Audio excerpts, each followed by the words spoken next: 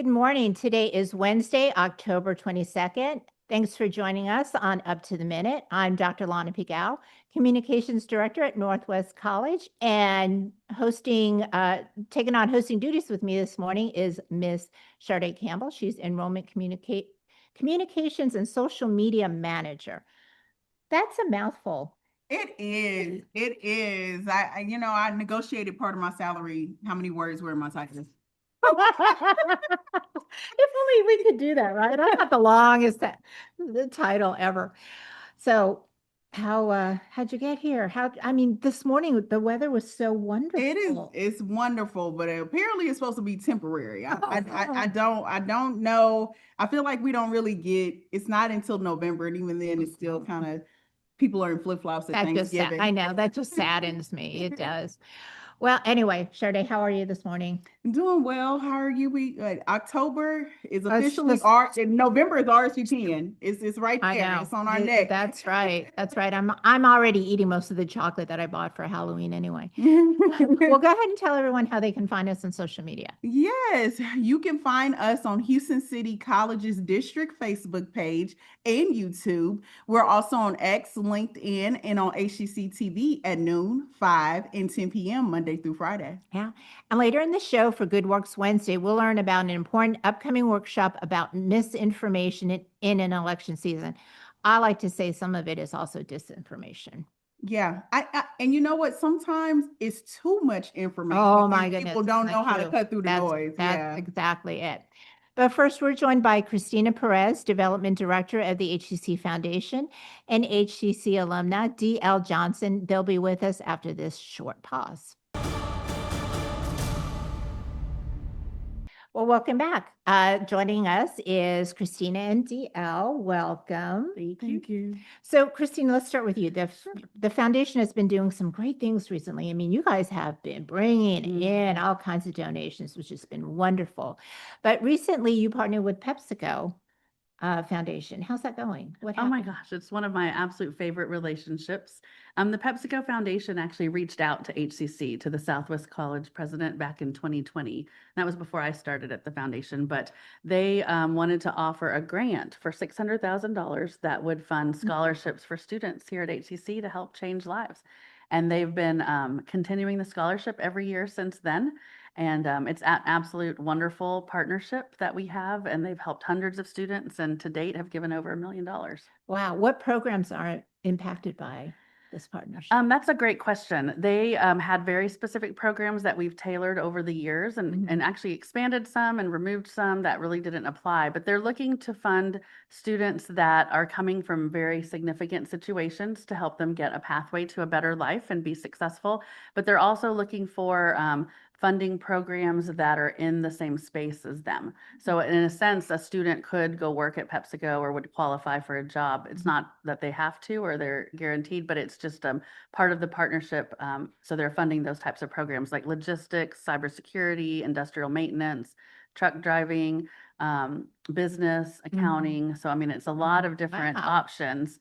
Yeah, so it helps a lot of students. Right. I think people don't understand a company like Pepsi. It's not just filling bottles or driving product out. It takes a whole bunch of folks to make a business work. Yes, it does. So what are some of the goals of this partnership? The goals of the partnership are definitely to help students with their tuition and fees, wraparound services and supports, and to get them to graduate and get into a career that is successful for them. Great. Well, HCC has many organizations that provide scholarships, and we love that. Is there something that makes a partnership with PepsiCo Foundation unique? Yes, and that's why I say it's one of my favorite partnerships. PepsiCo looks at the whole student, and they're not just looking at tuition and fees. So they will actually give funding for the tuition and fees for emergency services. So if one of the students that has a scholarship gets a flat tire, they can help cover that. If their laptop breaks, they can help cover that. If they need the boots for, a technical program and they need the steel-toed boots, they're going to help pay for that. And in addition, they expanded this year to more strategic funding, and they added support for career services. So the students are going to get help with resumes, interviewing, workshops, visiting the PepsiCo plant locally, either Pepsi or Frito-Lay. And in addition to making sure that they just have what they need to get to a job. That's awesome. Yeah, my president, Dr. Hodges, says that some students are one flat tire or one tank of gas away from dropping out of school. So I think that's Exactly. so important that PepsiCo recognizes that. So Mhm. Dale, how did you decide to join the truck driving school at HCC? I am a recent transplant from Detroit. I've only been in Houston less than 2 years, and it was a career change for me. I've been in corporate America for more than 10 years, and I've always wanted to be a truck driver. And people were just like, come down to Texas, start a new life. Mhm. And so that's what I did. I came down here and I had applied to some state funding, and I ended up falling through and got on some wait lists. And my counselor actually at the truck driving school, Miss Woodley, I came in saying, hey, is there any scholarship funding available? 2 scholarships that I was supposed to be a recipient of, they didn't, the funds were exhausted. And she was like, hey, would you mind applying for the Pepsi Cola scholarship? And here I am. That's fantastic. I don't think people understand we have a shortage of truck drivers in this country. We really do. So how has the program, the scholarship impacted you? Overall, it has impacted me tremendously because truck driving was something that I could not afford because I had left my recent career. So I was unemployed and in between work and career. So it was a godsend, especially with the 2 scholarships that I was supposed to receive had actually exhausted the funding by the time they got to me. So it was a godsend. Yeah.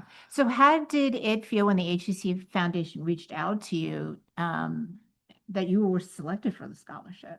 Oh, I was excited. Like I said, I happened to be coming up to the school constantly, giving them an update on the funding that I was supposed to receive. And she said that, hey, we got a scholarship for you. You want to apply for it? And I'm like, of course I do. Yeah, So yeah. I applied, and a couple days later, they contacted me, and I was in school like not even 2 weeks. Wow. So it was a godsend. It Oh, was right that's at the fantastic. cusp of me starting. Sometimes I think being tenacious like that really Yes. helps move you and Yes. gets folks to recognize that you're really motivated. Yes. So that's great. So if we could talk to the PepsiCo Foundation representatives that began this program, what would you say to them? Oh, I am truly blessed. Mm. And I'm glad that they have a program like this because, like you said, some students are a gas tank or a flat tire short of dropping out. For me, I didn't have any money to pay for the expenses. Plus, there's school expenses. Right. Like people don't know that. Like it's not just going to school and the books. You have to pay for supplies. Right. You have to pay for transportation to get back and forth to school, as well as maintaining a home. So it was definitely much needed, like, and I definitely appreciate it. And whoever established this program, thank you. Fantastic. Well, Kristina, where do students find out about the PepsiCo Uplift scholarships and how do they apply for them? Sure. They basically talk with their academic advisors. And it is housed out of the Southwest College, but the programs are across HCC. And so they talk with their academic advisors. They let them know there is a specific number each semester that we can enroll students into the program. So if they're interested, definitely reach out to their advisors, let them know to look into it. They can obviously reach me at the foundation. And so we are definitely continuing it in the spring. And then we hope it continues after that. Fantastic. Dia, let me ask you, for some people who might be a little trepidatious about trying this program, what are some of the things you're learning in the truck driving program? Well, I'm a recent graduate. I graduated in November of 2024, and I've been driving for about 7 months. Right, now. right. So what are some of the things that you learned in the program? Because Well, I would think that folks are saying, oh my gosh, these trucks are huge. How would somebody as petite as you handle these big monster trucks? it's really not about size. I thought the same thing. Like I said, I've always wanted to be a truck driver since I was a child, but I went the traditional societal route and went to school, got a degree, worked in corporate, the whole nine. And for me, it's been an admiration of because they're so big, I want to take them on, but size doesn't You're braver than me. size doesn't actually matter once you are in the truck and it rides like a car. Like I can tell you the moment that I was on the phone with one of my instructors, actually, because I was driving solo and I felt like I was in a car. And he said, you've become a true truck driver Oh, because you're no longer intimidated by the size, because I was intimidated by Yeah. the size initially because a tire comes up to here on me. Wow. So Yeah. I've seen drivers maneuver those trucks and I am just in awe thinking, how do they do that? It's amazing. It's amazing. So what are you doing now? I am currently a professional truck driver over Uh-huh. the road. So are you traveling nationally, locally, regionally? I have actually, because I've been driving for about 7 months now. I've done over the road, so I've done about 22 states, and Wow. I've done regional, which is more like Texas, Arkansas, Oklahoma, and then now I'm on local. Oh, great. Yeah. So you get to go home every night after Yep. instead of those long drives. Well, thank you. Well, thank you, Kristina Pérez, Development Director of HCC Foundation, and HCC Eagle, DL Johnson. We will have all your information on the post after the show. And thank you so much for joining us this morning. No problem. So up next, after a commercial break, Sade will find out about shifting fact from fiction online. For over 50 years, HCC has been here for you. Affordable, accessible, focused on your success. This is your college, growing, evolving, expanding with you. More bachelor's degrees, stronger workforce training, online learning with global reach. A new name, the same mission, bigger vision. Houston City College, local focus, global reach. Register now at hccs.edu. Poison Help is a free 24/7 hotline that answers all of your poison questions in over 100 languages. Hello? Poison Help? Hello? When poison happens, we're here for you. Just call Poison Help, 1-800-222-1222. Dear Santa, my mom says I'm a good helper, but you didn't come last year. I just really hope this year when I wake up, I'm gonna see that you came to my house too. Donate today.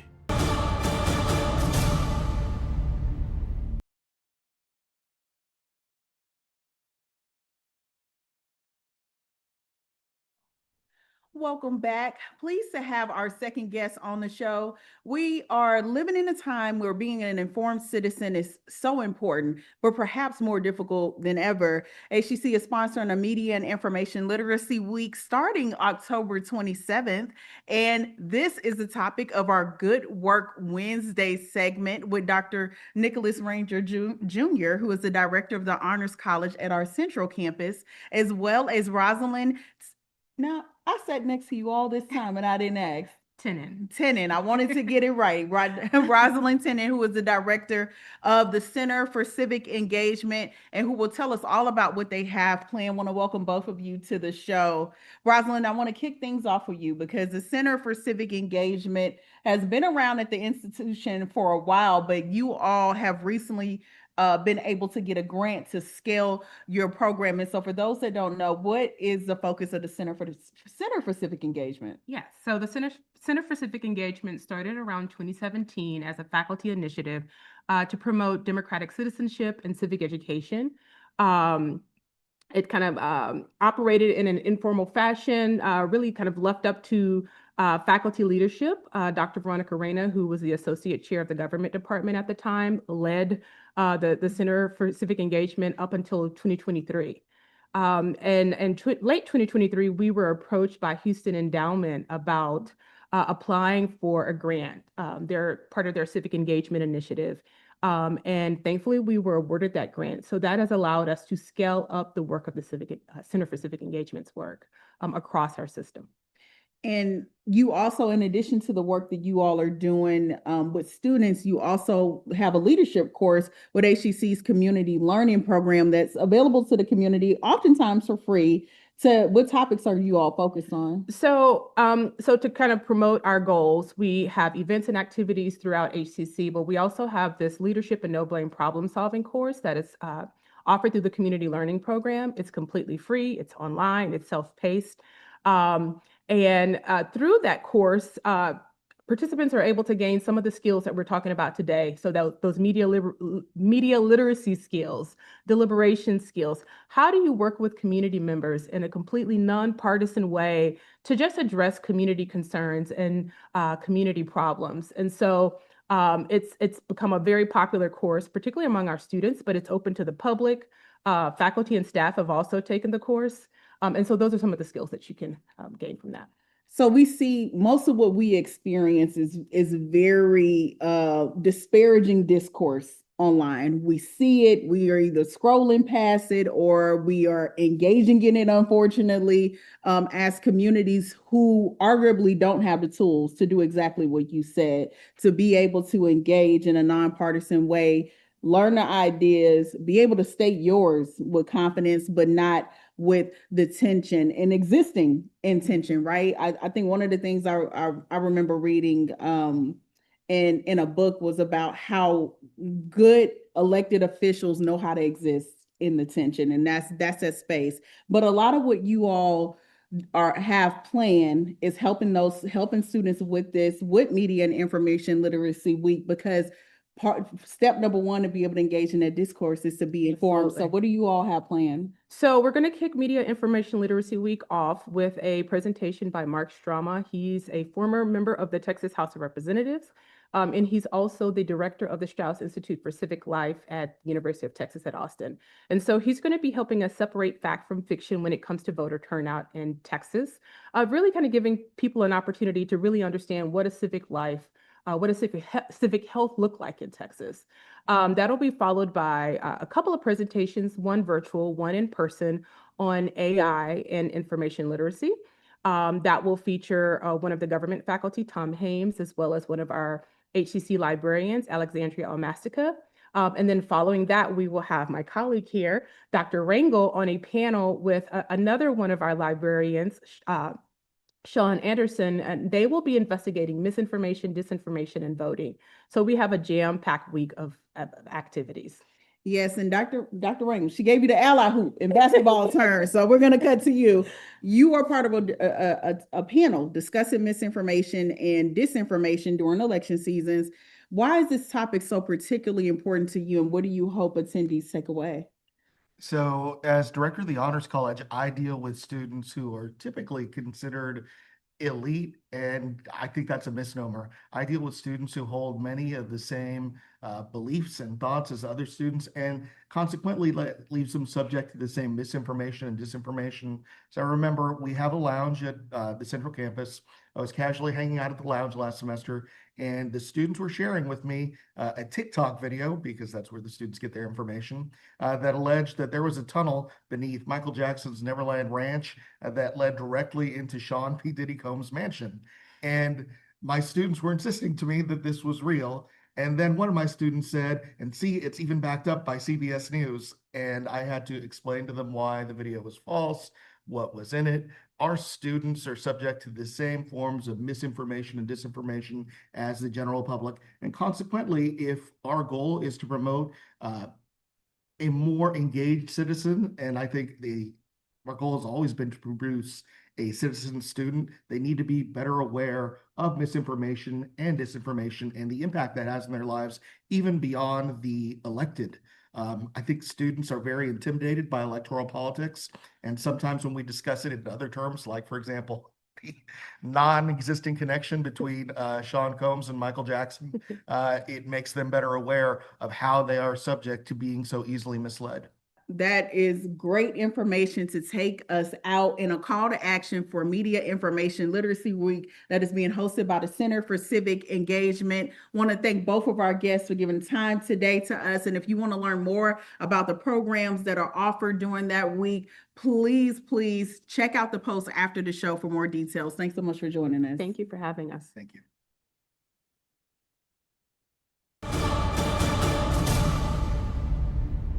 HCC has been here for you. Affordable, accessible, focused on success. More degrees, stronger training, global online learning. A new name, the same mission. A bigger vision. Houston City College. Register now at hccs.edu. When a child is sick, there's one thing they need. A really big cookie. Welcome to RMHC. We're not big on poking sticks and beeping machines, but we're the best at playing dress up. We think the tooth fairy should travel everywhere, and while hospitals have doctors and nurses, we have mom and dad. Because at Ronald McDonald House Charities, we help families feel at home, even when they can't be. Our individual voices are powerful, but not everything has a voice. Let us be a voice to the voiceless. It's time to speak up for nature.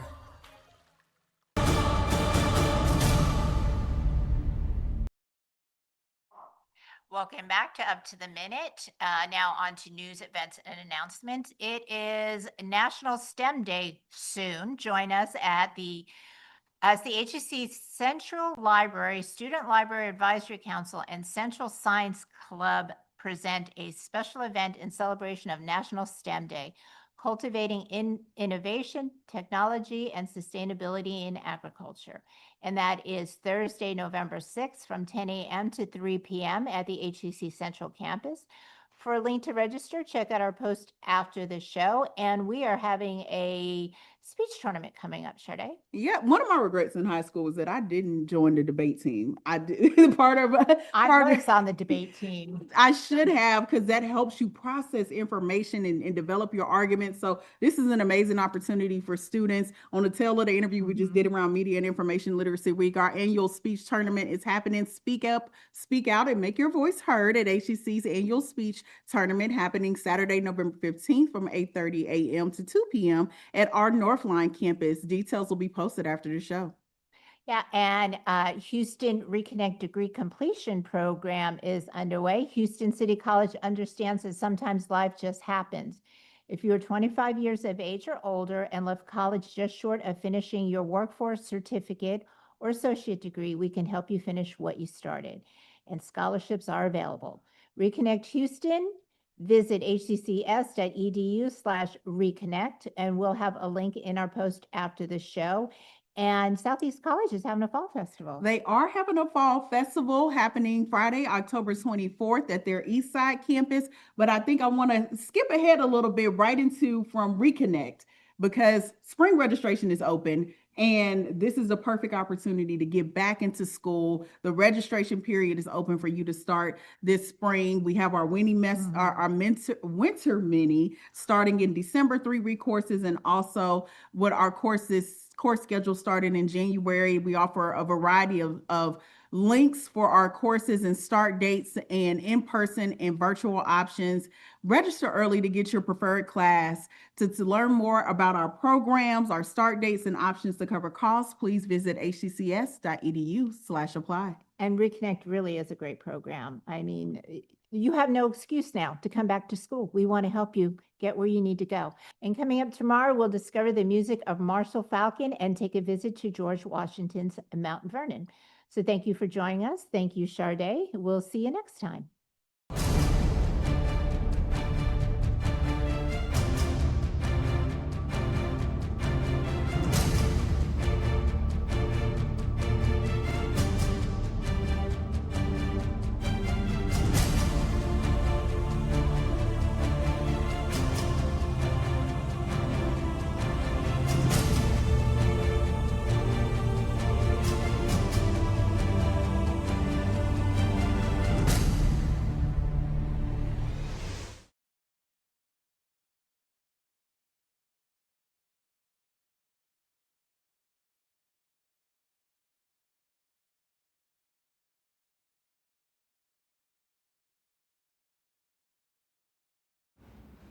Three.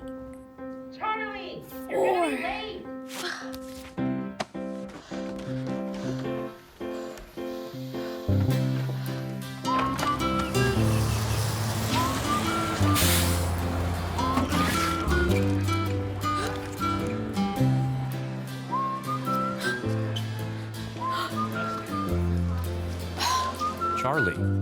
Charlie. Huh?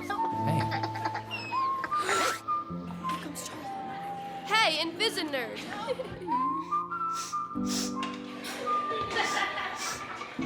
Wait!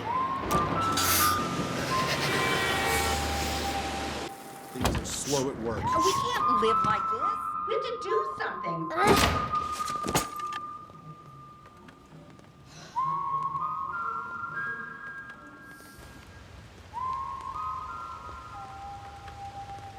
If I could be you, and you could be me for just 1 hour. If we could find a way to get inside each other's minds. If you could see you through my eyes instead of your ego, I believe you'd be surprised to see that you've been blind. Walk a mile in my shoes.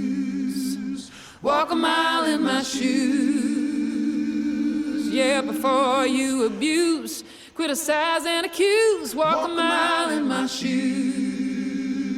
Walk a mile in my shoes.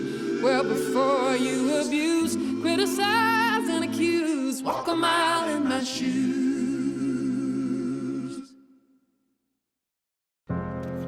Ashton was a high-level athlete. She was, even at 5. And in an instant, your world flips. And your healthy 5-year-old competitive cheerleader, softball player has a brain tumor. My thoughts were, I'm gonna lose my daughter. And the physician was like, your best option is St. Jude. Coming here and receiving treatment that was life-saving for our child, and knowing that that treatment would be of no cost to us was a huge weight lifted.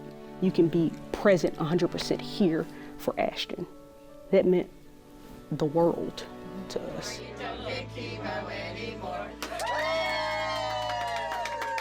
We're very, very thankful for the fact that we have St. Jude and to get a second chance with Ashton.